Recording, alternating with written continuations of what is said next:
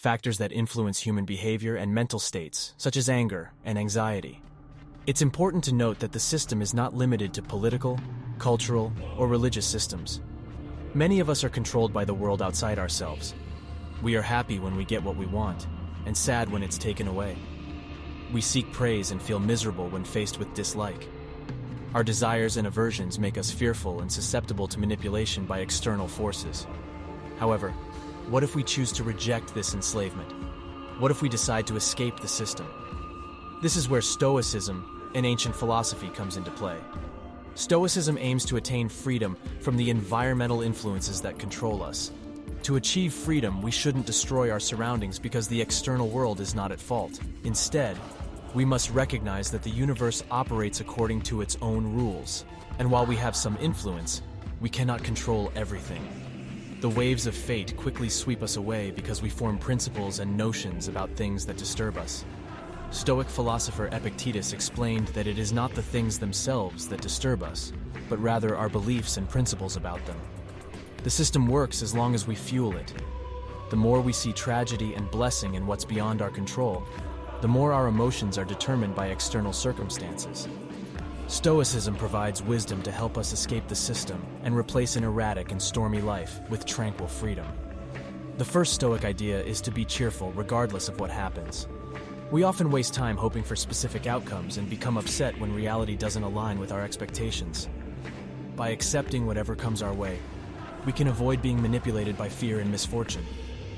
The second idea is to care less about reputation. Reputation is an external factor beyond our control. It's fickle, and relying on it makes us dependent on others' opinions. Stoicism suggests not letting our desire for a good reputation hinder our mental well-being.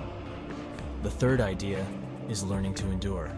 Instead of constantly trying to escape undesirable situations, Stoicism encourages us to accept them.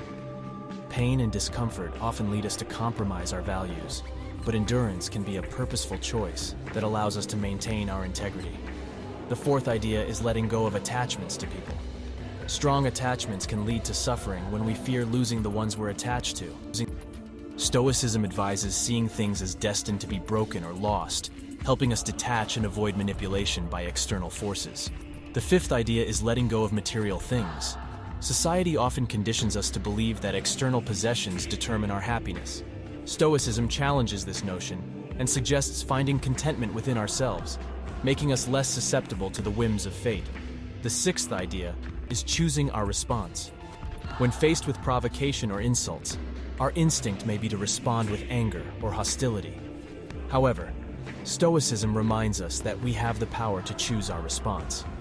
By remaining indifferent to negative behavior, we preserve our freedom and inner tranquility. The seventh idea is accepting death. Fear of death can dictate our lives, leading us to avoid risks and live in constant anxiety. Stoics argue that a virtuous life is more important than a long life and encourage us to embrace death as a natural part of existence, enabling us to live bravely and virtuously. Remember, a thoughtful person should await death without indifference, impatience, or disdain, but rather as a natural occurrence. By understanding the inevitability of death, we can live more fully. Thank you for watching.